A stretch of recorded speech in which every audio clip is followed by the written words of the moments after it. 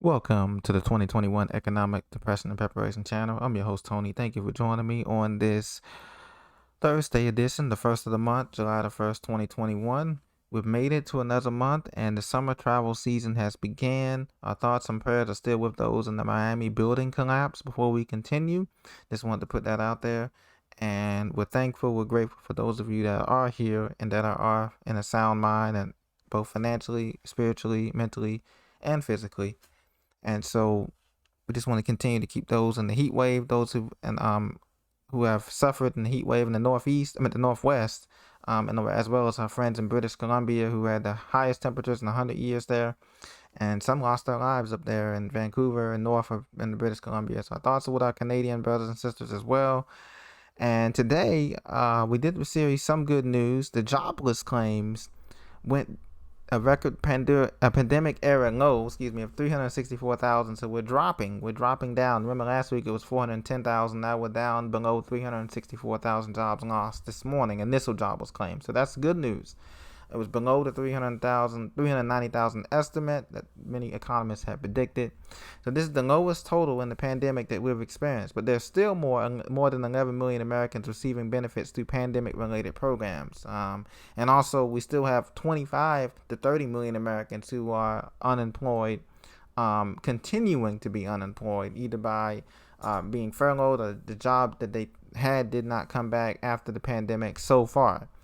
And while all this is going on, a couple of things to keep in mind is that we're living in a time where any employment is not really stable, both in the public and the private sector.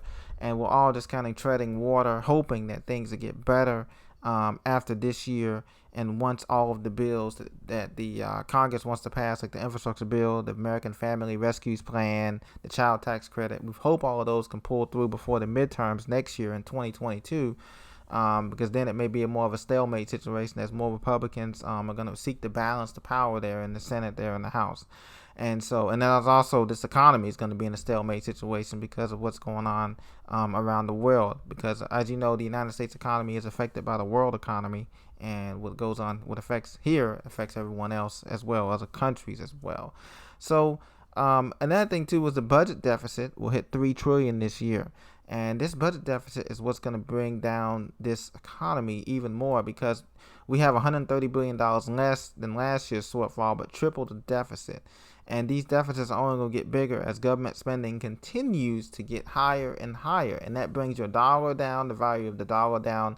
It inflates the asset bubble, but the assets of bubble of real estate and investments eventually are going to have to deflate. And we're going to see that, as I said, coming up later on in 2021, toward the winter of 2021, into the beginning of 2022.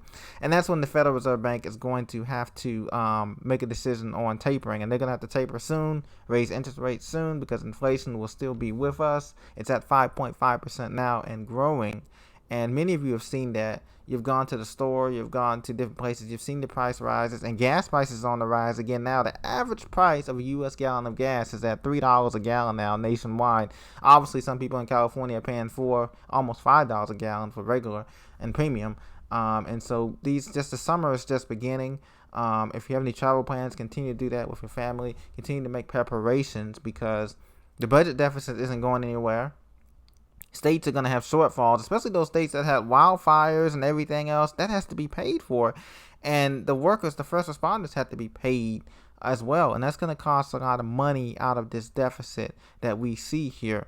And this shortfall is going to be made up by trying to tax us even higher, the working class, and that's just going to be a disaster, because people are going to be fed up with the way the money is being allocated, the way the money is being spent. It's been a disaster in a lot of cases. And with the trial of President Trump, AIDS pleading not guilty in his tax thing, there's a lot more people up in Washington, D.C. that have been doing a lot of shady stuff with the money. And that's all going to come out a little bit later. But right now, we have a situation where the jobless claims have gotten under control somewhat. But still, 364,000, that's bigger than some of these cities in the United States, some medium-sized cities. population of some medium-sized cities. So we're still losing a lot of jobs. And the Dow Jones, as you can see, is just fluctuating. It went up, maybe 100 points or so today. It was up, maybe it was up a little bit more. It's kind of flatlining. Everything is kind of flatlining now. The Nasdaq, even though they say it's record highs, but nothing is really moving one way or the other because the markets are wondering if the Fed is going to stop pumping more trillions of dollars of stimulus and buying up $120 billion worth of bonds.